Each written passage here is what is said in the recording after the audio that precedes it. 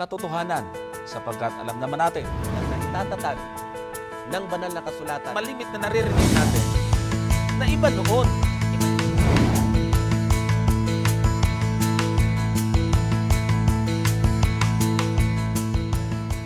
Isang pagbati ang nais po namin muling ipaabot sa lahat ng nanonood sa mga oras na ito. Ito ang programang Katotohanan at ako po inyong kaibigan, Brother Johnson Amican. Kasama po natin Ang inyong pong kapatid, Brother Richard Thompson.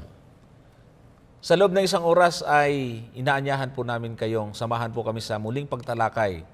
Mahalagang paksa ang ating po pag-uusapan. At maaari din po kayong magtanong sa mga numero na inyong makikita sa ating screen. Pwede nyo ipadala ang inyong mga katanungan at yan po ay ating ipaglilingkod sa mga susunod na episode. Sa pagkakataong ito ay nandito pa rin tayo sa Godhead. Natapos na po natin na ipaliwanag yung kabuuan ng kadyusan, na ipakilala ho natin mula sa Biblia kung paano natin dapat siya kikilalanin at ituturing.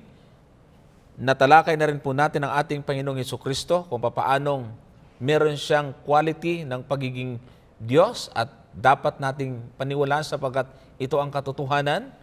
At ngayon ay dadako tayo sa ikatlong bahagi or tinatawag po nating third person of the Godhead. Pero bago yon ay atin muling hilingin ang patnubay para sa ating pag-aaral, ang gabay ng ating Panginoon sa pagitan ng Kanyang banal na Espiritu na siyang ating paksa ngayon. Brother Richard. Tayo po ay manalangin. Mahal po naming Diyos, maraming salamat sa iyong patuloy na pagbibigay ng pagkakataon na kami ay patuloy mong magamit sa pagpapahayag ng iyong ebanghelyo. Yes.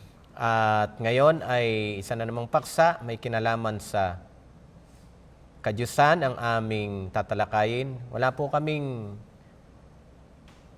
alam, malibang kami ay inyong papatnubayan, tanging-tanging na iyong Santong Espiritu. Sa bahaging ito, amin pong kailangan ang inyong pamamatnubay. Upang sa gayon, maipahayag namin sa mga taga-subaybay Yes. ng programang ito ang mga katotohanan patungkol sa paksang ito. Salamat Amen. po sa kasiguruhan ng katalinuhan na nagmumula sa inyo, ang aming makakamtan sapagkat hinihiling namin ang lahat. Sa pangalan ng aming Panginoong Kristo na siya naming tagapagligtas. Amen. Amen. Ang atin pong pag-aaralan sa oras nito ay yung tinatawag nating third person of the Godhead. May kinalaman ito sa Holy Spirit. Ang Panginoong Yesus ay tinalakay natin nakaraan, Brother Richard. Opo. At sa Ama, walang controversy doon. Wala. Pagdating sa Panginoong Yesus, medyo meron na tayong pagkakaiba at atin pong pinatunayan mula mismo sa Biblia, magiliw ng mga taga-subaybay, kung papaanong nandoon sa ating Panginoon ang katangian at ating binigyan ito ng mga nagbigay tayo ng mga referensya, Brother Opo. Richard, na dapat tanggapin sapagkat ito ang katotohanan. Opo. Itong ikatlong bahagi ng Trinity, kung tawagin natin, tungkol sa banal na Espiritu ay dito mas marami ang hindi ito matanggap. Ito, maraming kontrobersya. Marami ang paniniwala dito na iba't ibang samahan na sila ay hindi naniniwala na ang banal na Espiritu ay persona. Ang totoo niyan, merong mga kasamahan tayo na umalis at malungkot nito, meron nga sa loob din mismo, hindi naman umaalis, na hindi naniniwala na ang banal na Espiritu ay kasama sa kadyusan at may tuturing nating persona. Bahagi ng kadyusan. Yes. Kaya dito ngayon mga kapatid, mga kaibigan, ay nais mo namin ipakita sa inyo ano ang sinasabi ng Biblia tungkol sa banal na Espiritu. O yan. Oo, So, ating Yan umpisahan. naman ang Brother ating Chad. hihimayin, Brother Johnson. Basahin mo nga ang ating statement of sa belief natin. May kinalaman sa yung summary sa banal na Espiritu. Fundamental belief number 5 ito ng Seventh-day Adventist, Brother Johnson. Basahin ko ng tuloy-tuloy at ating papaliwanag ito. Sige. Sabi dito, God, the Eternal Spirit, was active with the Father and the Son in creation, incarnation, and redemption. Yon. He inspired the writers of the Scripture. He filled Christ's life with power. He draws, convicts human beings, and those who respond, He renews and transforms into the image of God, sent by the Father and the Son to be always with His children. He extends spiritual gifts to the church, empowers it to bear witness to Christ, and in harmony with the Scripture, leads it into all truth. Fundamental beliefs, number 5 ito, Brother Johnson. Ayan. Katulad ng ginawa natin naman nakaraan, itong summary, Brother Richard, ay ating pinapatunayan na yung ating pinaninindiganan dito ay mayroong suporta ng Biblia. Yan. Yung ating nakaraang episode ay ating pinakita na yung nakalagay na bawat salita doon ay may backup na talata ng banal na kasulatan. At hindi yun isusulat ng ating mga nag-aral patungkol dito kung wala silang nakikitang basihan o saligan mula sa banal na kasulatan. Tama, kasi tayo mga Seventh-day Adventist ay nandoon sa tinatawag nating sula, eskriptura, na Biblia at Biblia lamang ang ating tanging basihan pagdating sa kaligtasan. At liliwanag natin, Brother Johnson, kung may mga ginagamit man tayong mga References. external references, Aha. sinisiguro natin na yun ay Hindi lumalaban. hindi lumalaban. At backup lang, Back suporta. up lang, suporta lang sa sinasabi, kung anong sinasabi ng banal na kasulatan. Ayon. Yeah. So, hindi natin inuuna yung ibang libro, babackupan ng Biblia. Ayon. Hindi ganon. Biblia, tapos merong backup ng ibang aklat para patunayan natin na hindi lang tayo ang may ganong paniniwala. Tama. Ngayon, ang sabi dyan sa may bandang unahan ay active force ito since sa panahon ng creation. Meron bang talata sa Biblia na ang Holy Spirit ay nandoon na sa panahon ng paglalang? Ganitong ating mababasa, mga ginigil na mga taga-subaybay, sa aklat mismo ng Genesis, sapagkat ang ibig sabihin ng Genesis ay panimula or beginning. Ito po ay mababasa natin mismo sa chapter 1. Siguro ay simulan ko na sa talatang 1 at 2. Ganito po ang ating mababasa. Nang pasimula ay nilikha ng Diyos ang langit at ang lupa. Sa 2, at ang lupa ay walang anyo at walang laman. At ang kadiliman ay sumasa-ibabaw ng kalaliman. At ang Espiritu ng Diyos ay sumasa-ibabaw ng tubig. Yun. So, pasado na naman tayo. Dito sa statement na ang banal na Espiritu ay aktibong kasama na ng Ama at ng Anak. Kanina napatunayan natin na talagang ang Anak ay Nandun na rin. present din sa creation. Wala raw malilikha kung Hindi dahil sa wala siya. Kanya. At dito nakita naman natin na sa paglalang pa lang ay aktibong-aktibo na at may ginagampan ng papel din ang banal na Espiritu sa creation, Brother Johnson. So Tama. yung unang statement na God the Eternal Spirit was active with the Father and the Son in creation. Ayan, bigyan mo ng talata. Sumunod, incarnation. Ito yung pag sinabing incarnation, iba ito sa reincarnation ha. Iba. Hindi ito yung pagka namatay ay lilipat sa ibang mga nilalang. Ibig sinabing incarnation, ito po yung tinutukoy na pagkakatawang tao ng ating Panginoong Hesukristo. Paano natin mapapatunayan na dito sa statement na ito ay talagang may basihan sa banal na kasulatan? Brother Johnson, maliwanag na sinasabi ng bisitahin ng anghel, si Maria, doon po sa Lucas, sa aklat ng Lucas. 1:35, pakibasa nga po ang talatang yan. At sumagot ang anghel at sinabi sa kanya, bababa sa iyo ang Espiritu Santo at lililiman ka ng kapangyarihan ng kataas-taasan. Kaya naman, ang banal na bagay na ipanganganak ay tatawaging anak ng Diyos. Ayan. So diyan, makikita natin. Ang sinasabi ng Pasado ating na naman statement tayo. na kasama, hindi lang sa creation, kundi maging sa incarnation ng ating Panginoong Hesukristo. At kaya binabasa natin itong mga talatang ito para makita ho natin na yung cooperation ng tatlo. Sa creation kasi, karamihan, ang akala natin ay ang Ama lang. Mm-mm. Pero nandun ang Holy Spirit. Nandun Nakaraan si si Kristo. Siya rin ang sa pamagitan niya nilikha ang lahat ng bagay. Doon sa pagkakatawang tao ng ating Panginoong Jesucristo, maganda itong talatang ito sapagkat ang sabi nga ron, bababa sa iyo ang Espiritu Santo at lililiman ka ng kapangyarihan ng kataas-taasan. Mm-mm. Kaya naman ang banal na bagay na ipanganak ay tatawaging anak ng Diyos. Diyos. Anak ng Diyos si Kristo, dililiman ng banal na Espiritu, siya ay tatawaging anak ng Diyos. Ama yun. So, nandito yung Yung tatlo eh. tatlo. Yung Ito na naman, yung triune God na tinatawag natin. Oo, nandun. Hindi, ang hirap paghiwa-hiwalayin ito, Brother Richard. Ngayon, ano pa yung mga patunay na talata sa Biblia, mga kapatid, mga kaibigan? Kasi ang isang tinututulan dito, paano niya maging persona? Alam, nakakatuwa. Yan. Dahil merong mga na-encounter tayong mga tanong at mga text ng mga viewer natin, Brother Richard, na akala nila, pag sinabing person ay Katulad natin. katulad natin na may katawan. May katawan. Dapat may laman. katawan. Pagka wala raw katawan, hindi yun person. Mm.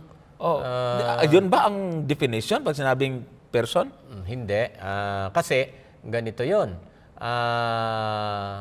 Ang isang talata na makikita natin sa King James Version ito ng banal na kasulatan, yung Hebreo 1. Oo nga, maganda yan.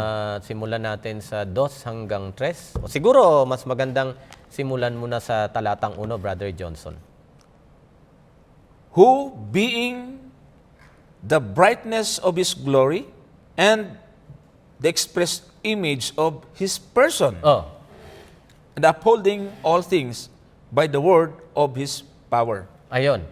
So, makikita natin na ang Diyos ay, tingnan mo, dito pinagkumpara kung ano yung ginawa ni Kristo nang siya'y magkatawang tao na maipakilala niya ang Diyos. Sa Tagalog, ganito ang pagsasabi, Brother Johnson. Kaya ko pinabasa sa iyon kasi at least doon makikita mo na kahit sa English grammar, itong kadyusan ay tinawag na person. At hindi naman nagkawali yung nagsalin niya. Ba? Kung sasabihin nyo si Kristo lang ang person dahil may laman at may buto, paano ang sabi nga ang ipinapakilala niya nga ay yung alin? Yung mismong Ama, yung Diyos na nagsugo sa Kanya. Ang sabi ito, siya ang kaningningan ng kaluwalhatian ng Diyos. Yeah. Tingnan mo. At tunay na larawan ng Kanyang likas. Ayun. At Kanyang inaalalayan ang lahat ng bagay sa pamamagitan ng kapangyarihan ng Kanyang salita.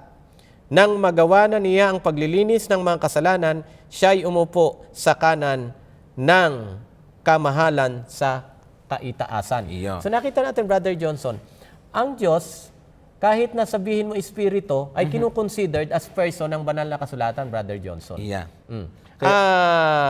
Particular dito sa ating tinatalakay na ikatlong persona ng kadyusan. Dito, Brother Johnson, sasabihin ko sa iyo, kaya nga mas marami ring controversy ito kasi hindi lang yung kanyang pagiging deity o yung kanyang pagiging Diyos ang kini-question dito, kundi maging doon sa pagiging persona pa lang nitong Kini-question na nila. banal na espiritu ay talagang kini-question ito, Brother Johnson, ng marami. Ang iba nga, ito siguro particular ka rin dito. Ang iba, ipinapalagay lang siya na katulad ng isang pwersa, Power patulad anya ng agos ng ilog, Meron daw, sabi naman, parang hangin. parang hangin, parang kuryente. Yun na nga eh. Ang mga pinaghalintuladan nila, walang alam, walang malay, walang kakayanan sa kanyang sarili. Kaya nga ang definition ng person, Brother Richard, ay ito yung merong may sariling pakiramdam, may sariling malay, May kalooban. may kalooban, nalulungkot, nagpapasya, nagsusugo. Ibig sabihin, meron siyang kamalayan sa kanyang sarili. Yung power. Wala naman alam yan. Kahit na anong gawin mo dyan, di magre-reklamo yan. Tama yan. Hindi malulungkot yan, di magagalit yan. Yung hangin, lalo na. Wala naman. So, hindi natin pwedeng ikumpara doon ang Banal na espiritu. Kasi may mga talata sa Biblia na napakaganda ng kanyang mga sinasabi. Doon nga mismo sa Genesis, Brother Richard. Oo. Sabi ng Panginoon sa 6, talatang 3, ito ang ating mababasa. At sinabi ng Panginoon, ang aking espiritu ay hindi makikipagpunyagi sa tao magpakailanman, sapagkat siya may laman. Gayon may maging 100 at 20 taon ang kanyang mga araw. So, makikipagpunyagi, ibig sabihin, meron ditong hindi makikipagpunyagi, meron siyang damdamin. Totoo. Kasi siya yung nag-uudyok eh. Oo. Mamaya, madadaanan natin na isa Tama. yun sa trabaho ng banal na Espiritu. Oo, maganda yun. At dito, Brother Johnson, sa mga writers ng Bible, lalong-lalo na rin sa New Testament, ay ang banal na Espiritu ay ginagamitan ng mga tinatawag nating personal pronoun pagdating sa paggamit sa kanya o kung siya ang tinatalakay. At ang nagsali ng mga ito ay maingat. Mm-mm. Kung ang bagay ay hindi persona, hindi niya gagamitan ng personal pronoun. Magbigay tayo ng halimbawa ng talata. Halimbawa, dito po sa, gamitin ko po ang gawa at alam kong marami kang idadagdag. Gawa Sige. 13, talatang 1 ha. Ito, mamaya. Ito ang sinasabi po ng aklat ng mga gawa sa Kapitulo 13. Ang talata po ay 1 at 2. Ano po ang ating mababasa? Sige, Brother Johnson. Sa iglesia nga na nasa Antioquia, ay may mga propeta at mga guro. Si Bernabe at si Simeon na tinatawag na Niger. At si Lucio na taga Cyrene. At si Manain na kapatid sa gatas ni Herodes. Tapos sa 2, ano ang sabi po At dyan? nang sila'y nagsisipaglingkod sa Panginoon at nangag-aayon, ay sinabi ng Espiritu Santo, ibukod ninyo sa akin si Bernabe at si Saulo sa gawaing itinawag ko sa kanya. Ayan, tingnan mo ha. Dito makikita natin, Brother Johnson. Gusto kong hilingin sa iyo, basahin mo nga ito sa English version ng King James, Brother Johnson. Kasi dito pagka English grammar mas madaling naintindihan ng mga nag-aral yung tinatawag na noun or pronoun. Pag sinabi natin kasing pronoun, sabi, basic na meaning nito, it is a word in place of a noun, Brother Johnson. Sa halip na laging sabihin, halimbawa, pangalan natin, Richard, Johnson. Tayo ay masculine, sasabihin tayo sa atin, he. O kaya kung babae naman, she. O ano naman ang pagkasabi dyan, Brother Johnson? As they ministered to the Lord and fasted, the Holy Spirit said, now separate to me Barnabas and Saul for the work to which I have called them. Tingnan mo, ang ginamit dyan. Separate for me. O yung me, personal pronoun yon, singular. O doon pa lang sa grammar, Brother Johnson, hindi mo maikakaila na ang Holy Spirit ay talagang may personality. Separate for me, kung ating pang i-conjugate, tingnan mo yung me ha, personal pronoun, okay, singular. Singular. Kung titingnan mo pa yung kanyang tinatawag na gender sa Greek, masculine siya. Okay, so makikita natin Yan yung tinatawag nating parsing. Oo, Pinaparsing natin. ng talata, ano? Oo. So, personal pronoun, singular. So, dyan pa lang, yung me, yung I, ganun din. Yun nga. Personal pronoun, singular, first person.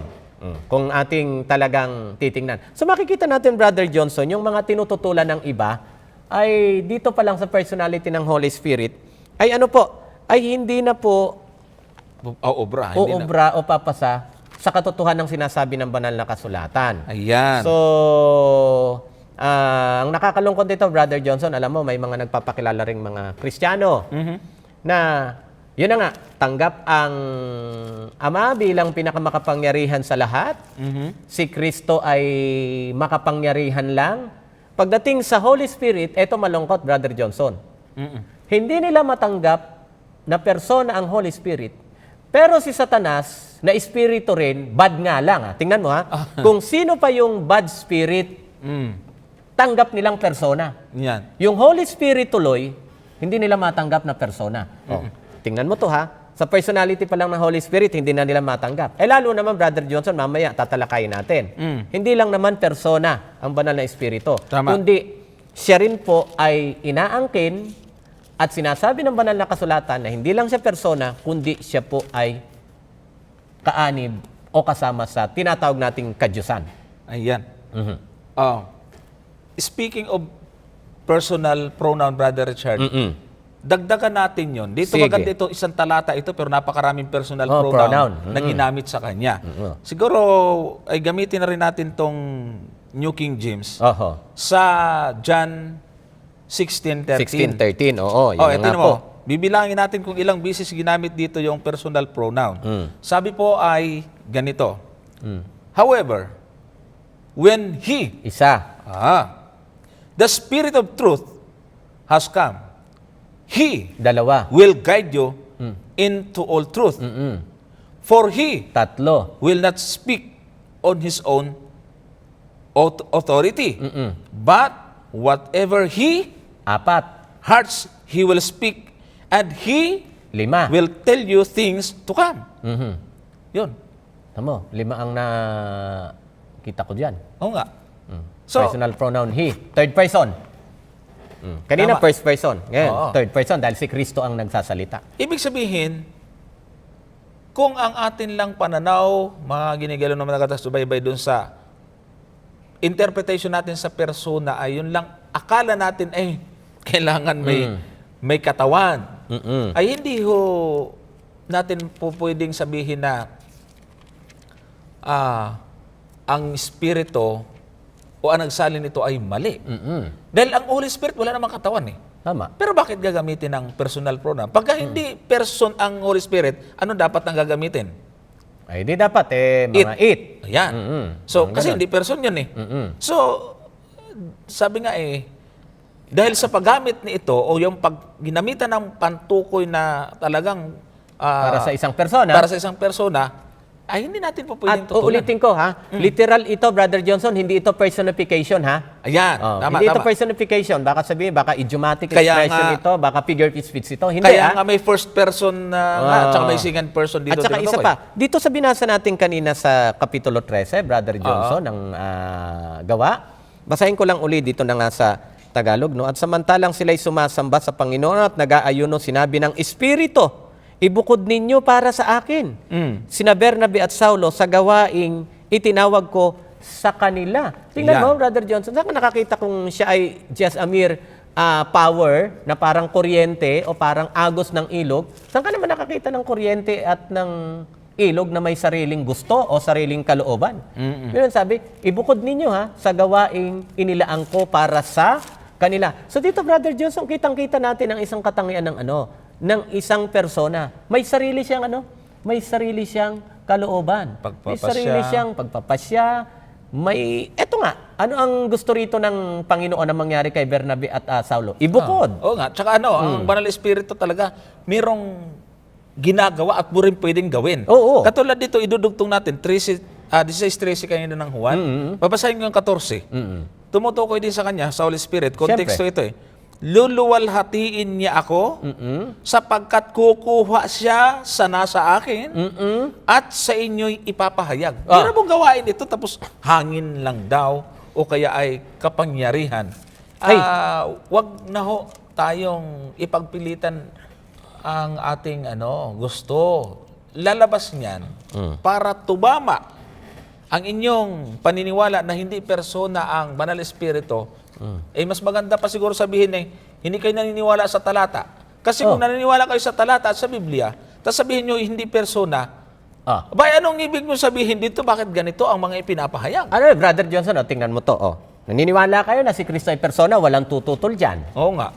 Tingnan mo, ang sabi ng ating Panginoong Kristo, dito rin sa aklat ng 14 ng Juan, talatang 16. Kung iyo pong mamarapatin, Brother Johnson, babasahin ko ito ha. Sige. Ansay dito. At hihingin ko sa Ama, at kayo'y bibigyan niya ng isa pang mang-aaliw. Uy, maganda yan. Upang makasama ninyo siya magpakailanman. Ang talata yun? 14:16 ng Juan. Yun. Dito, sa English, Brother Johnson, tinawag niya, another comforter. Comforter. Alam mo, Brother Johnson, kung bakit ko nasabi na ang Holy Spirit ay talagang personang persona? Kasi, ang sabi ng ating Panginoong Kristo, hihingi siya ng ibang mga aliw. Bakit ba nasabi ito ng ating Panginoon sa kanyang mga alagad? Kasi yung papansin niyo sa Kapitulo 13, nabanggit na ng ating Panginoon sa kanyang mga alagad na hindi na magtatagal ay hindi na niya sila makakapiling ng personal, Brother Johnson. Mawawalay na ang ating Panginoon Jesucristo sa piling nila. Kaya nga, nalungkot ang mga alagad. Kaya yung introduction ng chapter 14, Brother Johnson, ano po ang sinasabi? Huwag magulumihanan ang inyong mga puso, sabi ng ating Panginoon sa kanyang mga alagad. Sumampalataya kayo sa Diyos, sumampalataya rin naman kayo sa akin. Tama. Kasi nga, ikaw nga naman, Brother Johnson, matagal kayo nagsama-sama. Aha. 3 taon kayong nagsama-sama, biglang may mawawalay sa inyo. Lalo pa nga't ang mahihiwalay ay mismong ang kanilang kinikilalang Panginoon, ang ating Panginoon Jesucristo. Pero bilang pampalubag loob sa mga alagad, sa pagpapatuloy, ang sabi niya, huwag kayong magulumihanan. At ipapanalangin ko sa Ama na ang sabi niya rito, na kayo'y bigyan niya ng isa pang mang-aaliw, another comforter. Ito yung Brother Johnson. Sa Greek, sapagkat sabi nga natin dito sa ating pag-aaral na ito, sa mga Semantics tayo. nauna nating mga episode, yung salitang another, sa Greek, may dalawang salitang ginagamit. Heteros. Heteros Tsaka at alos. o alios, depende sa kung anong pronunciation ng Pronunciation. ginagamit ng iba. At kung ating papansinin, ang Ginamit dito? ang ginamit dito ay Alos. alos. Pero bigyan po muna natin ng Yan nga. meaning pareho ito. Aha. Ang heteros, ang pakahulugan niya sa bukabularyong Grego, another of different kind. Yan. Iba at kaibang uri. Yan. Parang sinabi mo, aso at pusa, ay magkaiba talaga Yan. yan.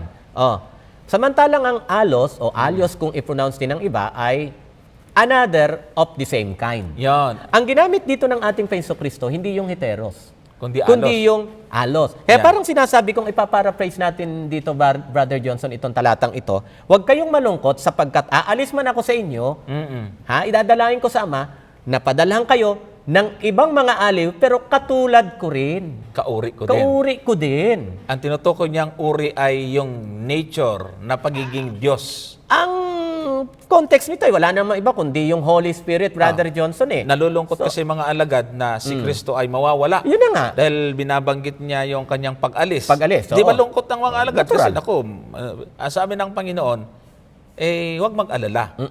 Kasi para maaliw ang mga alagad, dapat makumbinsi at maniwala sila na yung ipapalit at magiging kapalit ni Kristo ay kauri niya din. Kasi nga, Brother Johnson, halimbawa, kung papalitan nga, pero... Hindi naman, iba naman. Iba naman. Hindi ka... Lalo kang mababagbag. Lalo kang malulungkot. Oo. Pero kung parehas lang, Oo. okay, kahit pala nawala, Tsaka parehas din naman halos ang ipinalit. tama. Tsaka kung power lang o kaya ay parang hangin, maaliw ka ba naman dyan sa sino? kuryente na yan at Oo nga. sa hangin? Oo. Subukan mong So, kaya dito, Brother Johnson, kung persona ang tingin nila kay Kristo, Oo. ay dapat wala silang ibang magiging logical conclusion nito, kundi tanggapin ang banal na Espiritu ay isang persona kasi kauri eh. yan. Kauri ng ating Panginoon Kristo. Okay, puntahan natin ngayon. Paano natin patutunayan sa talata ng Biblia na ang banal na Espiritu ay truly God? Totoong Diyos talaga ha. Oo. At hindi, Walang duda. uulitin natin, kasi ang pananaw natin sa sinasabi ng banal na kasulatan tungkol sa kadyusan ay pantay-pantay sila. Walang mababa, walang Yan. mataas. Aha. So, paano natin masasabi na na ang banal na Espiritu ay talagang tunay tunay na Diyos. Kauri talaga. Ayan. Ng tinatawag nating kadyusan. Tama. Gagamit to tayo ng talata kung saan ay makikita natin ang liwanag, Brother Richard, na ang talatang ito ay nagpapakilala kung ano talaga ang Espiritu.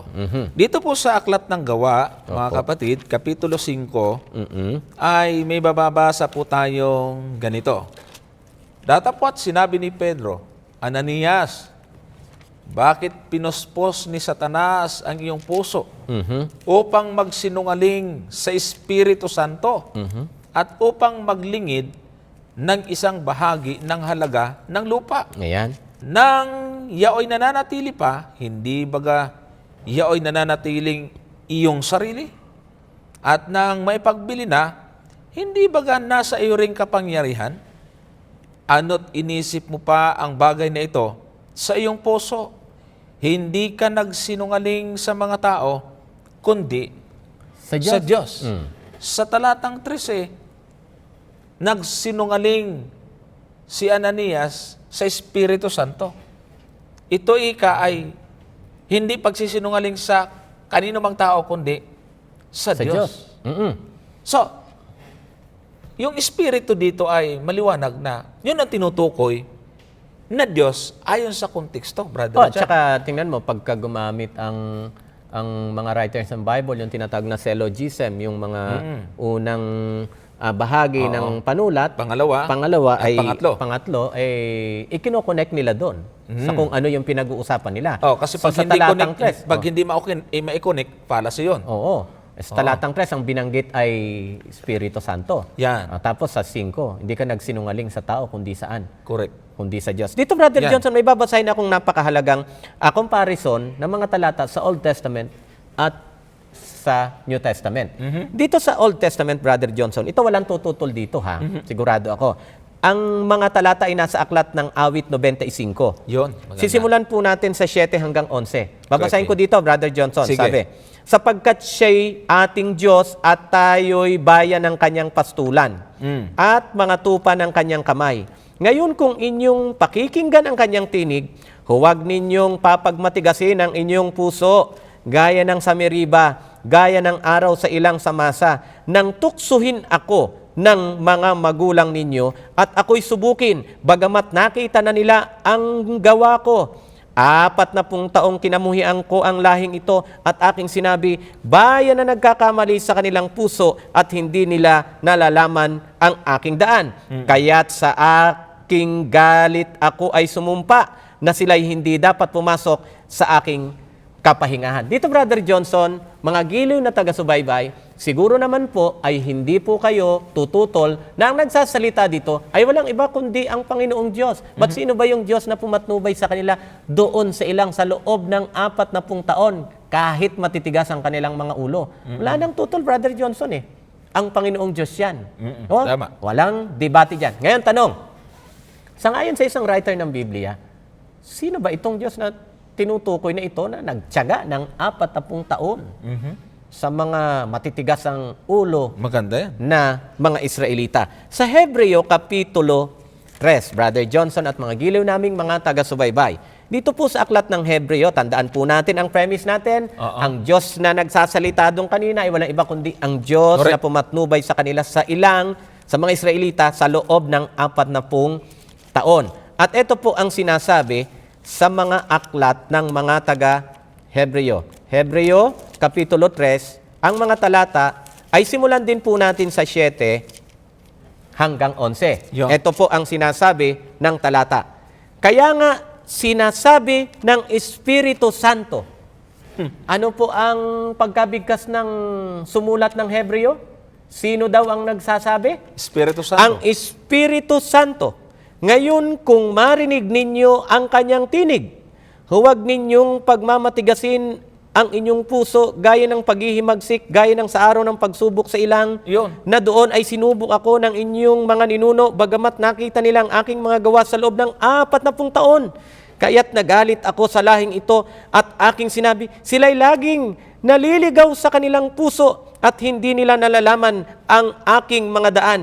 Kaya gaya ng sa aking galit ay aking isinumpa, hindi sila papasok sa aking kapahingahan. So nakita mo, Brother Johnson, yung Diyos na nagsasalita doon sa binasa nating talata ng Biblia sa Awit 95, 7 hanggang 11, ang sabi ng sumulat ng Hebreo ay yung palang Diyos na nagsasalita doon ay walang iba kundi alin. At Banal na kaya nga Espiritu. sinasabi ng Espiritu Santo. O ngayon, kung naniniwala ka na yung nagsalita doon sa Awit 95, 7 hanggang 11, ay ang tunay na Diyos na lumikha ng lahat ng bagay. Tapos dito, ang nagsabi ay ang nanunulat ng aklat ng Hebreo na kaya't sinasabi ng Espiritu Santo, dalawang bagay lang para hindi mo paniwalaan Oo. ang bagay na ito. Una, talagang di ka naniniwala sa Biblia. Pangalawa, sinungaling ang nagsulat nitong aklat ng Hebreo. Pero kung hindi naman natin tatanggapin na sinungaling ang nagsulat nito, ay wala tayong magagawa, Brother Johnson, kundi tatanggapin natin kung ano ang maliwanag na sinasabi ng banal na kasulatan patungkol dito. Kaya nga, Brother Johnson, ako'y natutuwa kasi ako talaga, ito, aamin natin sa ating mga tagapanood. Brother Johnson, tayo hindi naman mga pastor dito sa ating samahan. Ano po?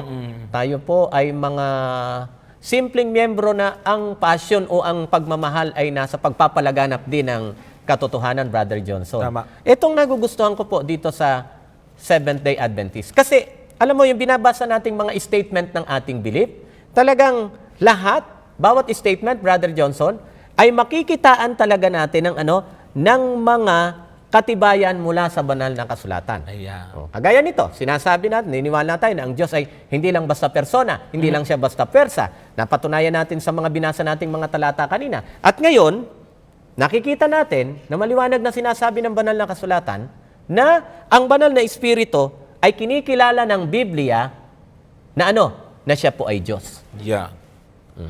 Kaya dito ay wala tayong maidadahilan, mga kapatid, mga kaibigan, para mag-isip pa ng alibay at hindi paniwalaan ito. Dahil hindi naman namin gawa-gawa ito eh.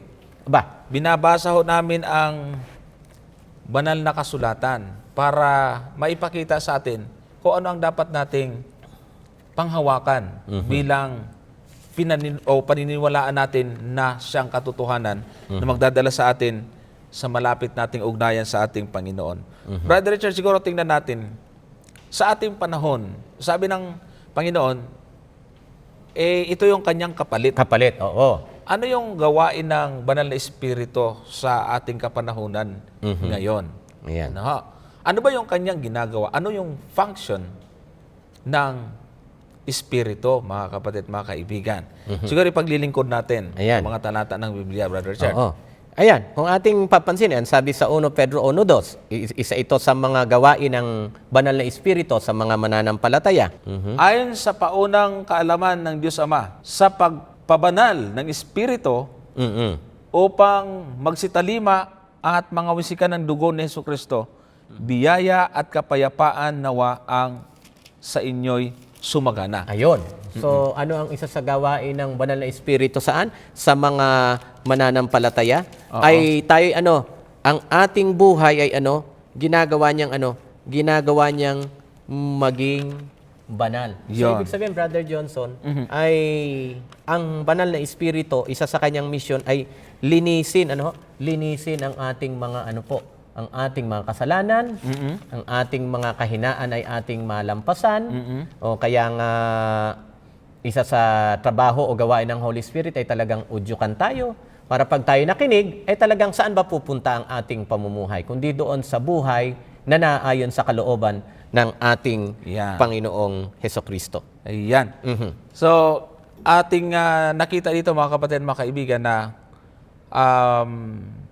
sa ating panahon ay siya ang aktibong bahagi ng kadyusan na ating nakakasama. Tama. Actually, siya po yung nagbibigay sa atin ng warning.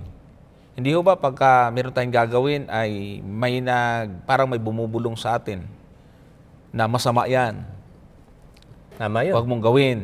Pero ang ginagawa ng tao, kung tawagin nga ito ng marami ngayon, ikonsensya. Oo, Pero ang totoo, yun ay trabaho ng Banal Espiritu.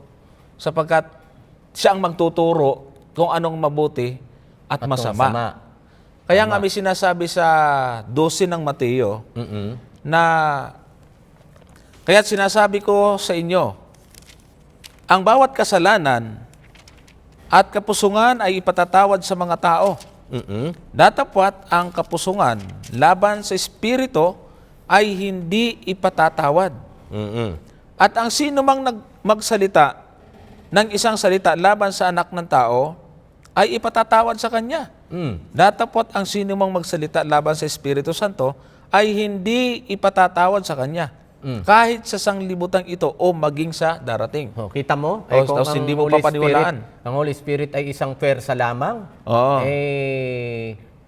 Siya pala ay may kasalanang hindi pwedeng patawarin pag talagang sumobra-sobra ka na, Brother Johnson. At alam mo, Brother Johnson, kahit sa Old Testament, nare-realize yan kahit ng mga banal na tao. Halimbawa, si David, pansinin mo ano bang isang kinatatakutan niya na pwedeng mangyari sa kanyang buhay, Brother Johnson? Oo nga. At tingnan mo sa aklat ng Awit 51:11, ang sabi dito, sa iyong harapan ay huwag mo akong paalisin, at ang iyong banal na espiritu sa akin ay huwag mong bawiin. Yon. So, kasi talagang, Brother Johnson, pag ang banal na espiritu ay talagang umalis sa atin, ito yung masasabi natin talagang magiging manhid na tayo. Tama, tama. So, pasalamat tayo dahil kapag may ginagawa tayo na alam natin, kasi Brother Johnson, binigyan na tayo ng kaalaman kaya alam na natin kung anong mabutit masama Kaya sa tuwing may gagawin tayo, nandyan, may naririnig tayong nagpapaalala. At ulitin natin, hindi po konsensya yon Oo nga. Hindi konsensya yon. Yun po Gawain. ang banal na espiritu. At isa talaga po yun sa kanyang gawain na tayo paalalahanan, tayo udyukan sa kung ano ang dapat nating gawin at hindi. Yon. Kaya, meron siyang mission, Brother Richard. Tama. Kaya binabanggit sa atin doon na sa binasa natin talata, 12, 31 at 32 ng Mateo, na walang kapatawaran ang kasalanan sa Espiritu dahil sa may trabaho siya. Na paalalahanin tayo, ituro kung anong mabuti, magpapaalala sa mga bagay tungkol sa Diyos. Pag hindi ho natin pinakinggan ang kanyang mga paalala, ibig sabihin, hindi natin siya sinusunod, nagkakasala tayo sa kanya. Talaga, kasi yun nga, sabi nga, meron siyang misyon. Isa pa sa misyon niya nga, ito ngayon nasa 8 ng 16 ng Juan. Sabi ang sabi dyan. po Maganda dito, yan. at pagdating niya, ang banal na espiritu, yun yung pangako ng Panginoon yan, nga. maganda yan. At pagdating niya, kanyang susumbatan ang sanlibutan tungkol sa kasalanan, Yun. sa katwiran, at sa kahatulan. So makikita natin, talagang ang banal na espiritu ay may mahalaga at napakahalagang gampanin para sa kaligtasan ng sangkatauhan, Brother Johnson. Yeah. Hamakin mo, ang sabi dito, ano ang gagawin niya? Susumbatan ang sanlibutan tungkol sa kasalanan, sa katwiran, at sa kahatulan. At meron na akong idadagdag, Brother Richard, na isang napaka-pambihira at napakagandang gawain ng Banal Espiritu na sana itong mga hindi naniniwala sa Kanya ay kumbagay maliwanagan. Sa 8:26 nitong aklat ng Roma, ang sabi po ay ganito, at gayon din naman, ang Espiritu ay tumutulong sa ating kahinaan sapagkat hindi tayo marunong manalangin ng nararapat. Ngunit ang Espiritu rin ang namamagitan dahil sa atin ng mga hibik na hindi maisasaysay sa pananalita. Biro mo, ang alam natin na mediator ay ang ating Panginoon sa Kristo. Pero ngayong wala ang ating Panginoon, siya ang nagpapagitna. Kaya nga, sinusumbatan tayo Tumutulong sa ating kahinaan. Di ba, meron tayong mga nakikitang mga tao na parang bagang sa tingin natin, walang pag-asang magbago Pero bakit yung tao ay nagbabago sa kabila ng kanyang kahinaan, ay nagagawa niyang baguhin at maging karapat-dapat sa harap ng Diyos? Ito. Trabaho ng Banal Espiritu. Brother Johnson, di naman tayo naniniwala na pag sa mga ibang pananampalataya, pag namayapa na, sinasabihin, sumalangit nawa. Hindi tayo naniniwala at tatalakayin din natin yan. Ay yung ating namayapang kapatid na Jimeno, ay di ba po, halos 300 katao ang kanyang napatay nung siya ay namumuhay pa sa kadiliman.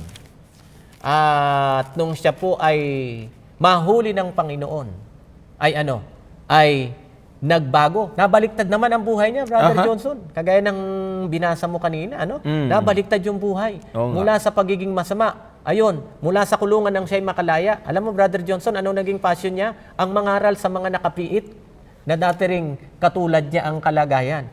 So, malungkot nga lang at talagang sabi nga, walang forever sa sanlibutan ito, na mayapa siya nung nakaraang taon. Namimiss natin yung kanyang ginagawang gawain. At siya'y isang buhay na patotoo, Brother Johnson, doon sa sinasabi mo. Kung gaano kasama siya sa dating buhay, nabaliktad nung siya ay makakilala sa Panginoon. Tama. At ang ating pag-asa sa pagkatay mahina, mga kapatid, mga kaibigan, walang iba kundi ang Banal na Espiritu. Meron pangako ang ating Panginoon na napakahalagang gagampanan nito sa ating mga buhay. Sabi dito sa 1:8 ng gawa, idadagdag ko pa ito, Brother Richard. Sige. Tingnan mo kung gaano ka ganda yung sinasabi ng talata. Datapwat, tatanggapin ninyo ang kapangyarihan pagdating sa inyo ng Espiritu Santo at kayo'y magiging mga saksi ko sa Jerusalem Yan. at sa buong Judea at Samaria at hanggang sa kahuli-hulihang hangganan ng lupa. Ako'y naniniwala na nung umakyat ang ating Panginoong Jesus sa langit, ay natupad yung ibuhos ang banal na Espiritu doon sa mga alagad. Opo. Ito kasi pangako niya eh. Pagdating sa chapter 2, nangyari. Tama. At nakita ho natin yung mga alagad na hindi takot sa kamatayan. Ang nagbigay sa kanya, kasi sabi nga doon sa 8 ng Roma, 26, tumutulong sa ating kahinaan. Bakit nakagawa ng mga alagad na harapin na mga panganib na to the point na pati Na dati kamatayan? mga takot na takot. Oo. Oo. Si Ano Pedro, mga ano bang ginawa ni Pedro? Tinanong lang, kasama ka ba nito? Hindi. Takot siya. Oo. Pero ng bandang huli, alam natin ang istorya ni Pedro na nagpapako din siya sa cross, pero mas matindi. Pabaliktad. Patiwari. Sino yung gumagabay sa mga taong katulad nito? Yung banal na Espiritu. Totoo Mga yun. kapatid. Kaya, ang sabi ni Pablo doon sa Efeso, Oo. 4:30, Oh, yun na nga. Ito Ay, na. Handa ayan na yung talata, Brother Johnson. O, sige Sabi nga. niya, Ano huwag nakalagay ninyong pighatiin ang Espiritu Santo ng Diyos na sa pamamagitan niya, kayo'y tinatakan para sa araw ng pagtutubo. Yun. Alam mo, Brother Johnson, anong mga bagay nakakapighati sa banal na Espiritu? No, ito, ang sabi ng mga naunang talata. Huwag bigyan ng pagkakataon ang Diablo sa talatang 27 nitong Efeso 4. sige. Ang sabi dito, ang nagnanakay, huwag nang magnakaw pa, kundi magtrabaho, gumawa siya sa pamamagitan ng kanyang sariling mga kamay ng mabuting bagay upang siya'y may maibahagi sa mga nangangailangan. Kita mo, Brother Johnson, ito pala ang trabaho ng Holy Spirit. O biro mo kung makikinig ka. Kung dati-rati magnanakaw ka, tuwan-tuwa ka, Oo. nakakaisa ka, nanakawan mo yung tao. Ngayon, nakonbi ka ng Holy Spirit. Nabaliktad ngayon.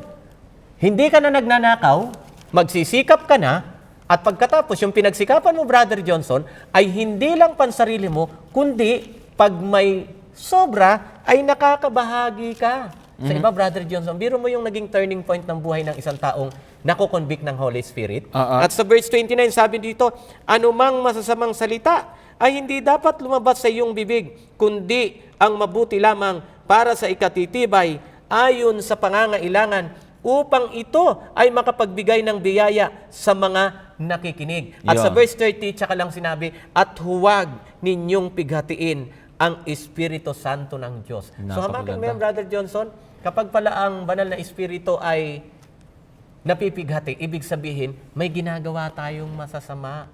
Yung mga dati natin sigurong kinagigiliwang gawin nang tayo ay wala pa sa Panginoon. Pero nandito ang banal na Espiritu na ang trabaho tayo udyukan.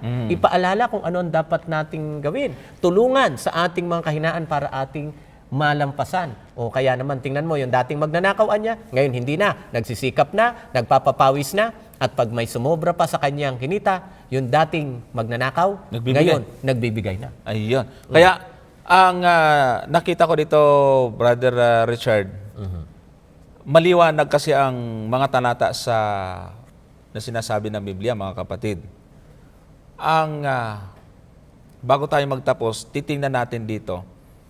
Dahil nakita natin yung napakahalaga niyang gawain.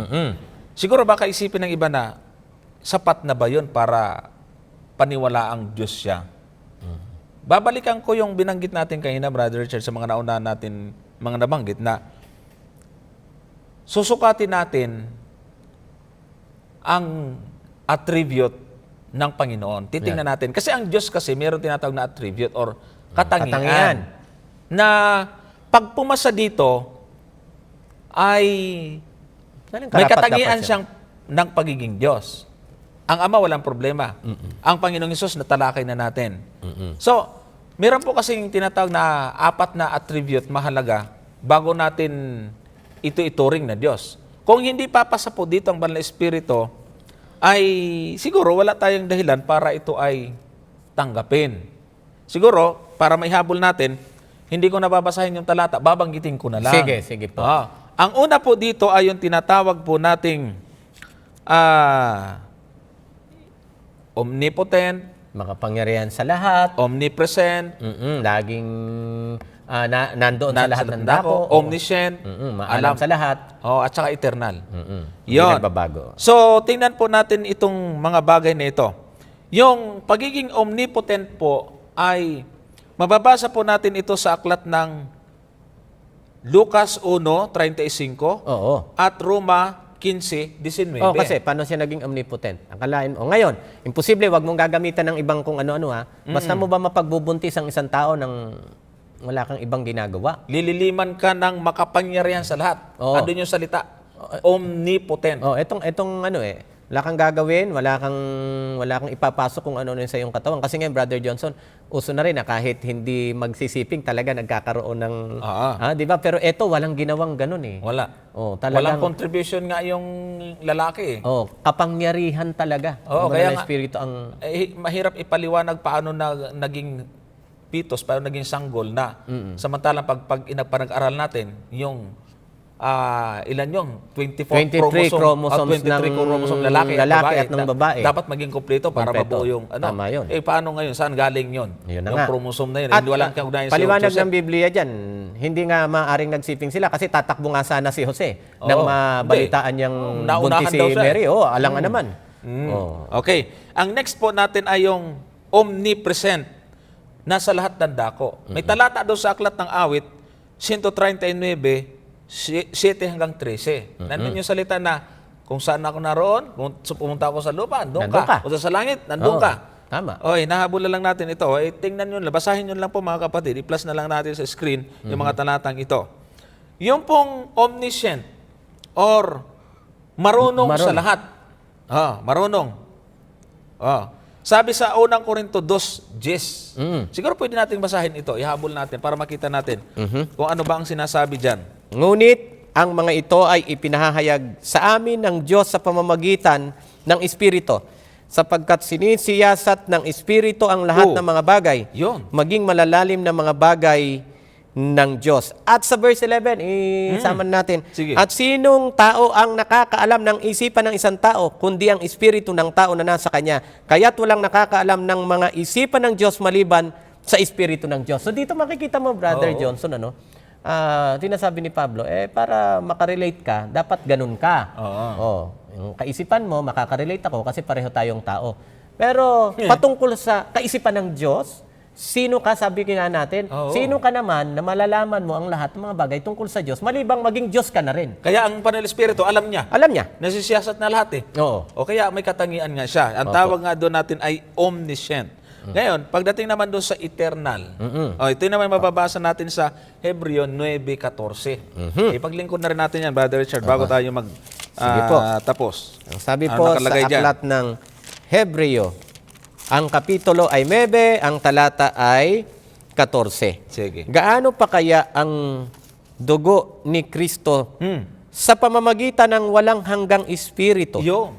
ay inihandog ang kanyang sarili na walang dungi sa Diyos, ay maglilinis ng ating budhi mula sa mga gawang patay upang maglingkod sa Diyos na buhay. Yan, walang hanggan. O espiritu na walang hanggan. Tama yan. So, eternal. Pasado. Kasi kung hindi siya papasa, bakit? Tatanggapin, paniwalaan ko ba siya? Pero pasado yung attribute. Eternal. Tsaka nakita natin kanina, kasama sa ating mga pagpapasimula kanina na ang Espiritu Santo ay kasama sa paglikha, Brother Johnson. Kaya kung hindi siya eternal, paano siyang napunta doon sa panahon ng paglikha? Tama. Yun po. Mga kapatid, mga kaibigan, ang programa po nawa ito ay nakakatulong sa atin para lalo pa po nating pag-aralan ang salita ng Diyos. Kami po ay umaasa na lagi nyo po itong susundan. Marami pa po kayong mga maririnig sa amin sa mga susunod po namin mga episode. Brother Richard, panghuling maiksing pananalita. Ayan, tayo po ay muli nagpapasalamat sa Panginoon sapagkat nakapagpapahayag tayo ng mga bagay na katotohanan na ayon sa banal na kasulatan. At hari nawa ang ating namang mga taga-subaybay ay lalong magsumikap na pag-aralan ang salita ng ating Panginoon, ang banal na kasulatan, para lalo po tayong magkaroon ng malalim. Brother Johnson, ito ang mitiin ng programang ito ay lalo tayong ilapit sa Panginoon at lalo tayong magkaroon ng malalim na ugnayan sa may akda ng lahat ng katotohanan na kinakailangan natin para sa ating kaligtasan. At kami po ay nag-aanyaya sa inyo na inyo po kaming samahan sa panalangin bago tayo tuluyang maghiwa-hiwalay. Kung meron po kayong mga prayer request, meron tayong taga-subaybay na merong suliranin, problema sa pamilya, sa anumang bagay, kalusugan, o anuman ang inyong problema ay maaari niyo po kaming samahan sa paglapit sa ating Panginoon. Hilingin natin sa Kanya ang mga bagay na ito at siya ay tapat na magkakaloob po nito sa atin. Amen. Tayo po ay manalangin. Dakilang Diyos, amang banal na makapangyarihan sa lahat, muli kaming umaasa na ang mga salitang aming naibahagi ay maging makabuluhan. Magmistula po itong binhi na maipupunla sa puso at isip ng mga nakapakinig. Amen. Natutubo ito at magdadala sa kanila sa mabuting pagpapasya sa ikaliligtas ng bawat isa sa amin. Amen. Panginoon, maring merong mga kaibigan, taga-subaybay kami na merong mga problema sa kanilang mga tahanan. Merong mga karamdaman, problema sa pamilya o anuman. Dalangin po namin sa inyo, lalo na sa aming kaibigan si Brother Rick Pinson, Opo. na siya po ay na mild stroke. Panginoon, kayo lang ang mayroong kapangyarihan na magsauli ng kanyang kalusugan. Wala pong imposible sa inyo kung paano kayo nagpagaling dito sa lupa. Ganun po nawa sa aming panahon, lalo na sa aming mga kapatid. Ipadama na kayo ang Diyos ng pag-ibig. Amen.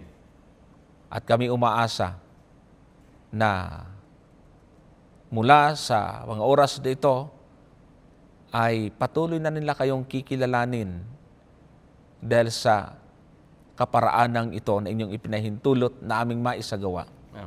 Pagpalain ang Hope Channel, pagpalain ang lahat ng mga gawain, mga self-supporting ministry, at iba't ibang mga gawain sa media. Panginoon, kayo na po ang gumabay sa amin. Amen. Ginagawa namin ito sapagkat nais naming maibahagi ang katotohanan sa mga taong hindi pa nakakaalam nito. Opo. Salamat sa inyong patuloy na paggabay at salamat sa pagdinig sa aming dalangin. Itong aming hiling sa pangalan ng Panginoong Hesus. Amen. Amen. Nawa ang programang ito ay nakadagdag sa ating kaalaman. Nakita ho natin, ating pong pag-aaral ay pawang hango sa banal na kasulatan. Kaya naman, ang aming dalangin, nawain nyo itong patuloy na subaybayan sapagkat ito ang katotohanan. Maraming salamat sa inyong pagsubaybay.